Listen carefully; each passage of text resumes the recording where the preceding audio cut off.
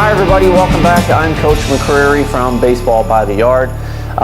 Big thank you, because if you're watching this video, that means you purchased the ebook on the off-season content. Now, as promised, this is a bonus specifically for my subscribers, and it is all about change-ups. Now, I'm going to break this little video into 3 different segments. The first segment is a reminder on how to properly throw a fastball. And so when I get to that section, I'll explain why I always do this before I teach a changeup. The next part of it is I'm going to show you 10 different ways that a pitcher can hold a changeup. One of the problems we have as coaches is we sometimes get stuck teaching only 1 or 2 different methods. And every one of our pitchers is unique, different hand sizes, different strength, different arm angle, slot, the whole bit, which can impact how they are going to throw a changeup. So you got to know as many ways as possible, and I'm going to give you 10 in this video. I'm then going to wrap up the video showing you or explaining 3 different concepts, big item concepts, that if every pitcher does these 3 things, their changeup, no matter how they grip it, is going to be much more effective. And it has a lot to do with your mindset when you are throwing a changeup. Okay, folks, so let's get set. Here is your bonus video on changeups. All right, folks, so let's start talking about fastballs. Okay, now I mentioned before in the introduction that whenever I teach kids how to throw a changeup, I always start by reminding them how to throw a fastball. And you'll get a better idea as to why I do that in a little bit. So let's review the basic concepts of a fastball. Now, of course, every pitcher is going to vary with pressure points and so forth as they get older. We're not going to get into some of those finer points. We're just going to talk about the basics of how to properly grip a fastball. Now, there's 2 different ways when it comes to the seams. We can throw a 4-seam fastball and we can throw a 2-seam fastball, and there's a lot of variations of both, but we'll just stick to one of them for now, and we'll just say a 4-seam fastball to make that ball go fast and make it go straight. So I'm teaching little kids on how to throw a fastball. If their hands are big enough, I want them to have 2 fingers up on top of the ball. Now, the more space I have in between my fingers, the slower the ball is going to go. The object of a fastball is to put your fingers directly behind the ball so that we can propel the ball forward. So if I have my fingers directly behind the ball has a chance to go as fast as it can. So as players' hands get bigger, I always try to recommend they put their fingers together. Now that doesn't mean you can't have a little space, but together is the ideal one. Of course, that will depend on how big their hand is. Now the next part is I always want their thumb directly underneath their 2 fingers, meaning underneath the ball, and that is going to help things as well. You may also notice that there's a little bit of space in between the ball and my hand. My hand is big enough to do that, but kids as they get older are going to try to get that ball out on their fingertips as much as they can and still be able to grip the ball, but get it out on their fingertips. Now what that's going to do is going to free up their wrist a little bit more. Anytime I take that ball and I put it back into my hand and grip it really tight, that locks up my wrist and does not allow that pitcher to really flow and get a lot of that wrist snap on the end of their pitch, which as you get older is going to create a lot of that movement, hopefully, if I can use my wrist a little bit more. So those are the basics of how to grip a fastball. 2 fingers up top, as close together as possible, thumb underneath the ball out on your fingertips, and hopefully creating a little bit of space in between the ball and your hand. Now the reason why I always remind kids of this, no matter how old they are, whether it's little kids just learning how to throw a changeup or high school kids or college kids, I always point that out, all those little things about a fastball, because when you work on throwing a changeup, all you're doing is changing up any of those things that I use to throw a fastball. Okay? Just variations of what I did. Take the fastball grip and alter it so that you get away from the major principles of throwing a fastball. So in this next segment, I'm going to show you 10 different ways to change that fastball grip so that it slows the ball down and you can develop a changeup. Okay folks, so grip number 1 is to basically take that same fastball grip with your fingers up on top and spread those fingers apart. As I mentioned earlier, when you throw a fastball, the ideal grip is to take your fingers and put them together. That puts your fingers directly behind the ball so that you can propel the ball forward. So if I spread my fingers apart, less of my hand is directly behind the baseball, and that is naturally going to slow the ball down a little bit. So if you're just starting with a kid working on a changeup, that's a real basic way to get them to start slowing that ball down a little bit, just to take that natural fastball grip and put some space in between those fingers. Now it may not decrease the velocity enough, but at least you're starting the kid to get the feel of how to slow the ball down. Now the second way you can do this in terms of gripping a changeup is to take that same grip I just mentioned, spreading your fingers apart, okay? And instead of putting that thumb underneath like you would on a fastball, put it on the side of the baseball. Just putting your thumb on the side of the baseball is going to slow the ball down just a little bit. So it's another easy way to throw a changeup. Fastball is fingers together, thumb underneath. Spread those fingers apart, maybe even put that thumb on the side. Those are two things that you can do to help slow that ball down. Now the third type of grip is, again, basic, taking that general fastball grip that we normally have. And remember I mentioned I always want to have a little space in between here, get it on my fingertips. Well, one of the other methods of throwing changeup is to just take the ball and put it farther back into your hand. That is going to slow the ball down a little bit. So you wouldn't maybe even have to change your fastball grip, just put it back into your hand a little bit more, and that is naturally going to slow the ball down a little bit. And of course you can add spreading your fingers apart, thumb on the side, and putting it back in your hand. So these are all little variations that you can do within these 10 grips to try to tinker it to match whatever type of hand size and all the things that you do have. Now there is one downside of putting it back in your hand is often you do not utilize your wrist as much. Okay, so I'll come back to that when I talk about the top 3 things to think about when you're throwing a changeup. Okay, the fourth grip is to don't use 2 fingers on top, put 3 fingers on top. Okay, now there's a couple variations of this as well. We can keep our fingers real close together and put 3 up top, or I've even seen some major leaguers on TV when they throw a changeup, they just spread their fingers apart and they put 3 fingers on top of the ball. Their thumb is still pretty much underneath, and so the only variation is instead of putting 2 up top for a good strong fastball, they're now putting 3 fingers on top and then kind of messing around, tinkering with how far apart those fingers should be. But it's a basic concept, real easy way to teach it. Instead of using 2 fingers for a fastball, put 3 fingers up top. That's going to slow the ball too. Okay, the 5th method is, along with that 3-finger grip, hey, just put a 4th finger up there. And this is a way that actually I threw it for a little bit as a beginner in learning how to throw a changeup. If a normal fastball uses 2 fingers, sometimes I would put all 4 of my fingers up on top of the ball, real close together with my thumb underneath, and I would just throw it like a fastball. Okay, so another easy way to do it. Of course, any of these methods is going to take a lot of practice, a lot of tinkering, because it is pretty much a feel pitch, and so we have to try to generate the grip that is going to give us the best feel and develop the most confidence as well.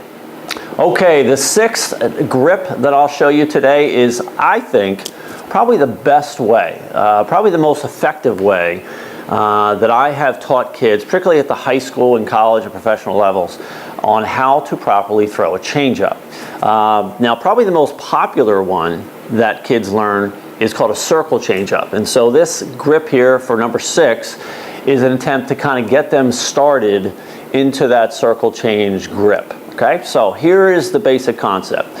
If these 2 fingers, my middle finger and my pointer finger, are used to throw a fastball, then what I do is I then change up the fingers so that I'm still putting 2 fingers on top of the ball, but I'm just changing the 2 fingers. Now I'm going to use my middle finger and my ring finger, I guess that's what it's called, and those 2 fingers are on top of the ball. Now you can see it's starting to develop this whole circle change thing a little bit, but the basic principle when I start teaching this is take the two fingers used to throw a fastball and just shift the fingers over, and you're just going to change the two fingers you use. These two fingers as a combination are weaker than these two fingers. So that's naturally going to slow the ball down, is if I just throw a fastball with these two fingers instead of these two fingers.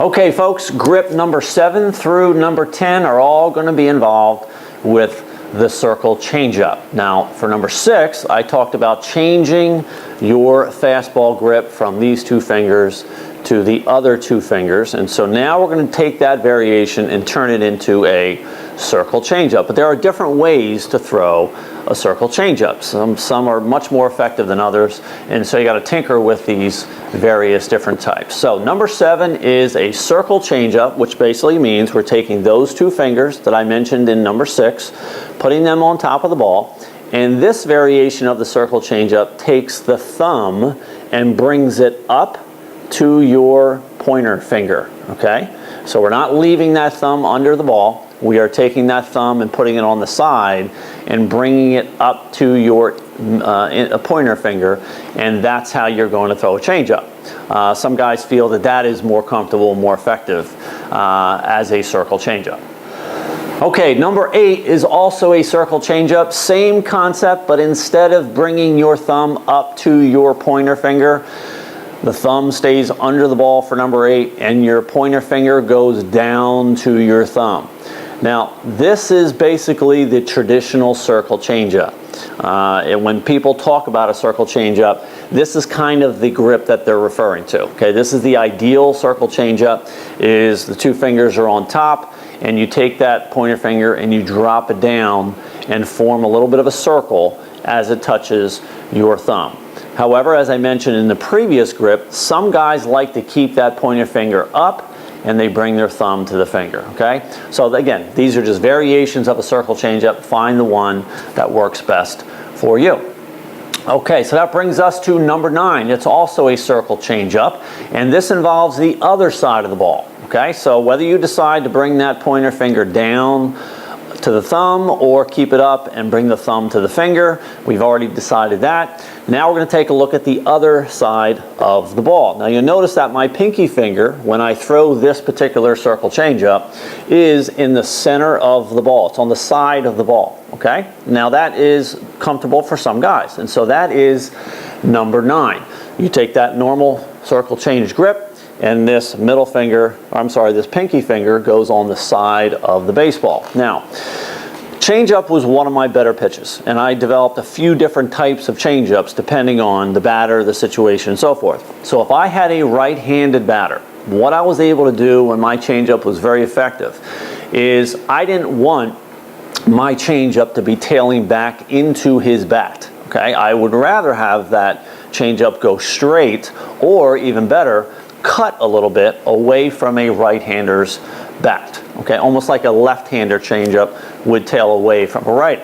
So when I was throwing my changeup when it was really good, I would, with a right-handed batter, put my pinky finger in the center of the ball. Now what that did for me was that prevented the ball from spinning like this, enabling that ball to tail back. I didn't want the ball to tail back into the righty, into his bat. Okay, what I wanted the ball to do is go straight. So if I had my pinky finger on the side of the ball, that prevented the ball from coming out of my hand and spinning this way like a screwball. It made that ball spin more like a traditional fastball, which either went straight and sometimes even cut. So number 9 is take that normal changeup grip, however you've decided to throw it, and take that pinky finger and put it right in the center or the side of the ball, and sometimes that can make that ball go straight or cut if you are a right-handed pitcher. Okay, so that brings us to number 10. Number 9 was the pinky finger on the side of the ball, and so number 10 is going to be a variation of that. So, as I said, when I was a pitcher, I tried to have different changeups for different situations, and so if a left-handed batter was up, I didn't want that ball going straight. I didn't want that changeup to even cut into the left-handed batter's barrel, And so what I wanted that ball to do is to tail. But every time I put my pinky finger on the side of the ball, it prevented the ball from tailing. So what I would do with a left-hander up, I would take that pinky finger and I would put it up right next to my ring finger on this hand, okay? Wouldn't be here, it would be all the way up, okay? Now, this whole side of the baseball is now open. So now when I threw my changeup, the ball had a much better chance of coming out sideways and spinning like this and getting a little down and away movement, hopefully, to left-handed batters. Okay, so those are the 10 grips to review. The first grip was just to spread those fingers apart, slowing the ball down a little bit. Grip number 2 was take that thumb, put it on the side of the ball. That is naturally going to slow the ball down just a little bit. Grip number 3 is however you're deciding to throw it, take that ball and put it farther back into your hand. That's going to slow the ball down a little bit. Grip number 4 was use 3 fingers, either apart or together. Grip number 5 was using all 4 fingers up on top. It's kind of a tough one to throw, but I did it at times, so it could be done.